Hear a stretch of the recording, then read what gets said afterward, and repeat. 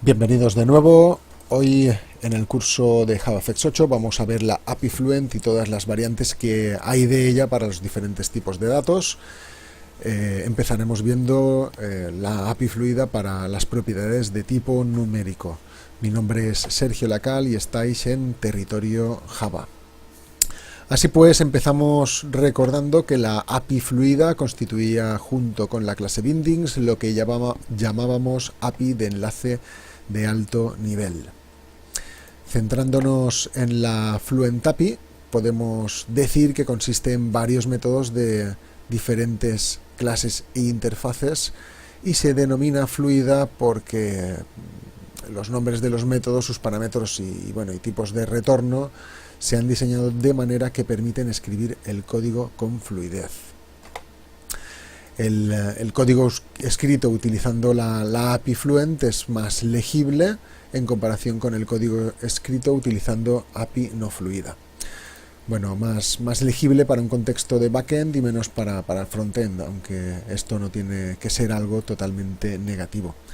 Una de las características de la API fluida es el encadenamiento de métodos, en el que, como podéis ver, nos permite combinar distintas llamadas de método en una sola sentencia. Digamos que para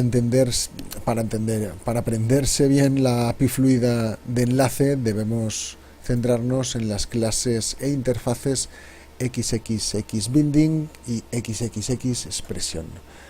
Adelantar que estas clases, las clases XXXExpression, digamos que tienen los métodos que se utilizan para crear expresiones de enlace. Por supuesto, hablaremos de ello en su momento.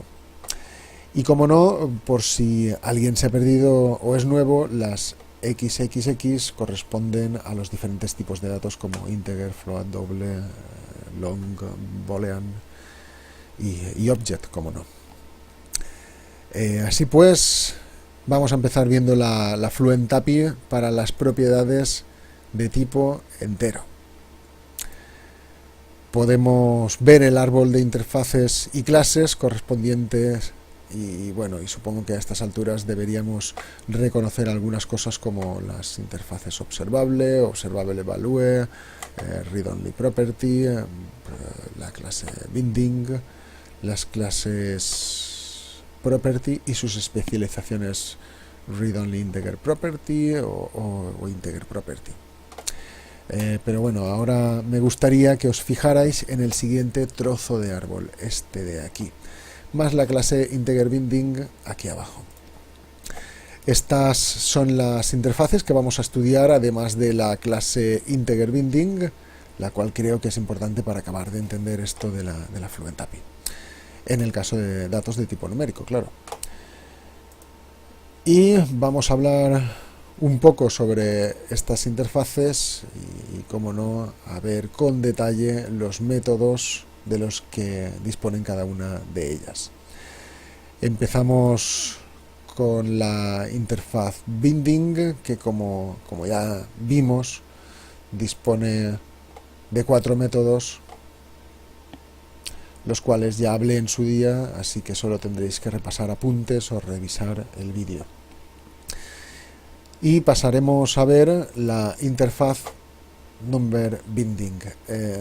Esta interfaz es una interfaz de marcado o etiquetado que básicamente informa de que el enlace que va a envolver es, en este caso, de tipo numérico, con lo que solo dispondrá de especializaciones de este tipo, descartando, así todos los otros tipos, como podrían ser booleano, cadena o vamos. Si nos fijamos en la siguiente interfaz, vemos que, como su nombre indica, se trata de un observable con valor numérico y dispone de 4 métodos, uno para cada tipo de dato numérico. Por supuesto, devuelve el tipo de dato que tiene asignado el método. Para doble value devuelve doble, para float value devuelve float y así los 4 métodos. Pasamos ahora a ver el observable integer value, que básicamente es la especialización de observable number value para valores tipo entero o integer. Por supuesto, existirá una interfaz por cada tipo de dato numérico, como observable double value, observable float value y observable long value. Pero viendo una de todas es como haberlas visto todas. Esta interfaz tiene un método para adquirir el valor asignado. En este caso, como vemos, devuelve un dato de tipo entero. Y ahora pasamos a la clase integer binding, la cual es la especialización directa de la interfaz number binding, la que decíamos que se trataba de una interfaz de etiquetado o marcado. En esta clase encontramos muchos métodos heredados como los de la clase, los de la interfaz binding. Son métodos como isValid, invalidated, todos estos de aquí, getDependencies o dispose. También hereda métodos de la interfaz observable y observable value, pero bueno, hay un par de métodos que son computeValue y onInvalidating que necesitamos definir. Bueno, obligatorio es el computeValue, onInvalidating es opcional, pero es interesante hablar de él también. ComputeValue, como hemos dicho, es obligatorio, ya que, como vemos, está escrito en cursiva, lo que significa que se trata de un método abstracto que deberemos modificar o implementar.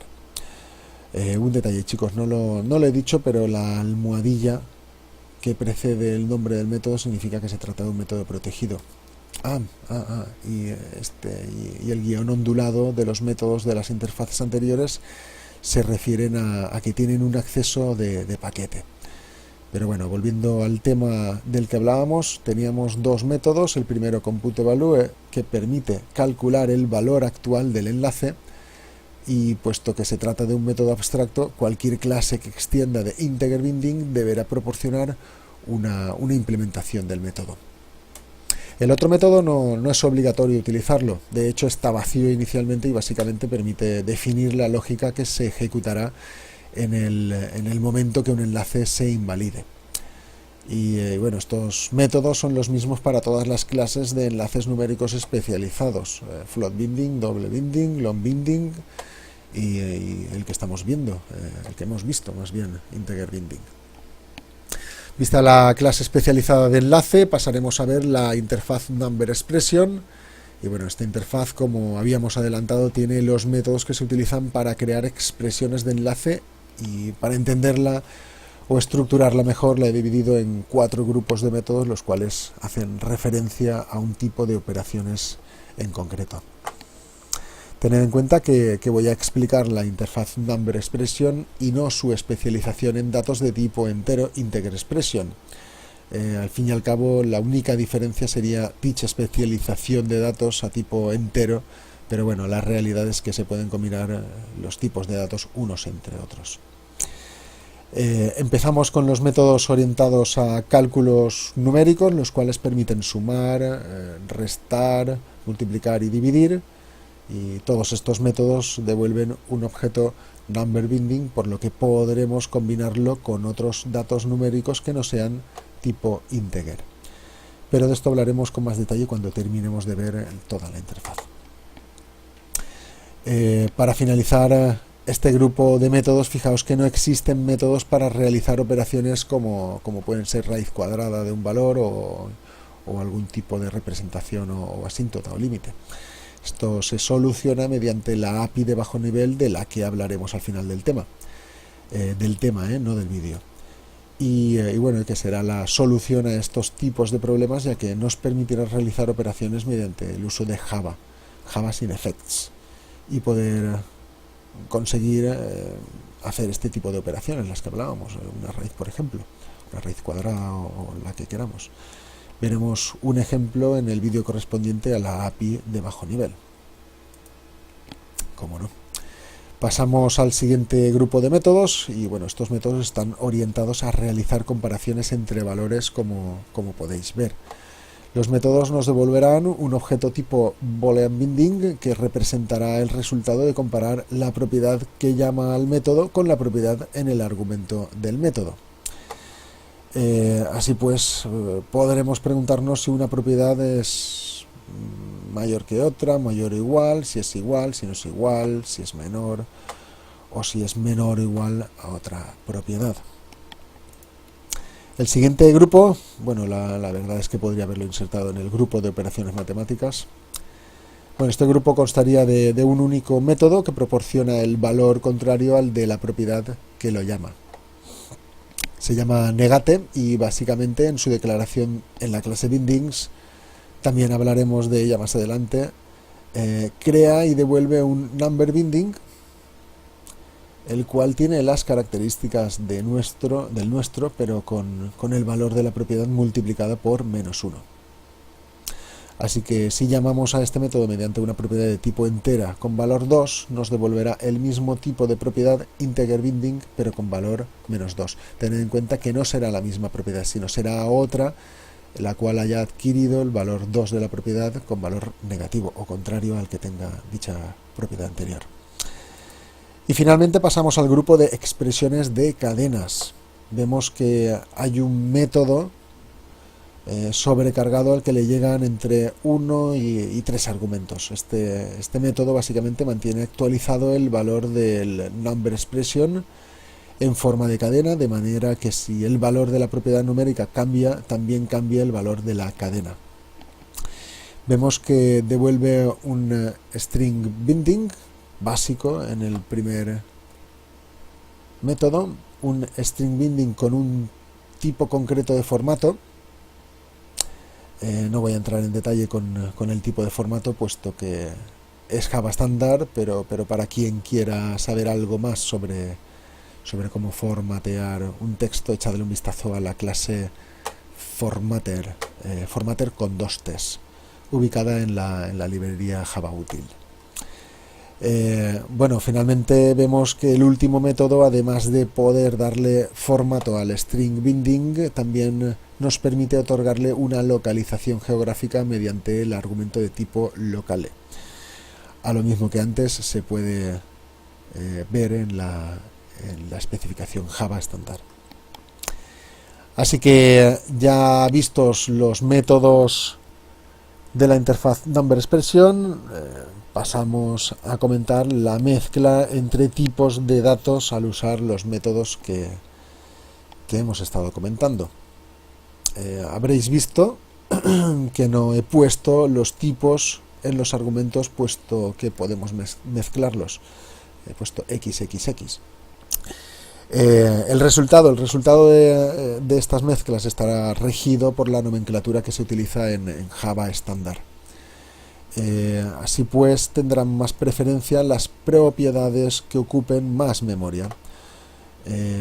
Por ejemplo, si realizamos una suma entre una propiedad entera y otra propiedad de tipo doble, el resultado será de tipo doble.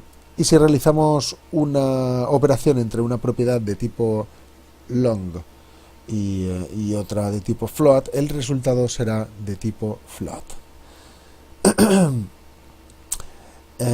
Así que ya tenemos vistos los métodos más importantes de las interfaces. Bueno, espera, a ver. Vale, sí. Hemos visto la API fluida para propiedades numéricas de tipo entero, pero ¿y si quiero utilizar otro tipo de propiedad numérica como doble, float, long?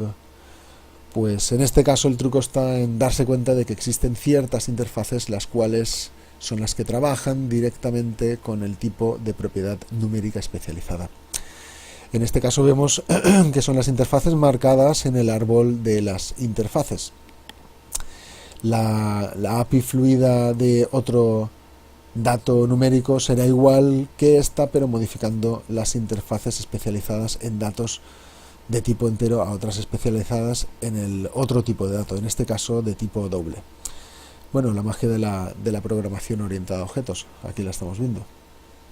Pasamos a ver ahora la API Fluent. No, mejor. Vamos a dejar el vídeo para hoy y bueno, más que en el próximo vídeo veremos un ejemplo de enlace. Esto está equivocado. En el próximo vídeo vamos a continuar viendo las APIs de enlace orientadas a tipo cadena, booleanos o objetos. En todo caso, me despido de vosotros y muchísimas gracias por ver mis vídeos. Os lo agradezco muchísimo. Mi nombre es Sergio Lacal y estáis en territorio Java.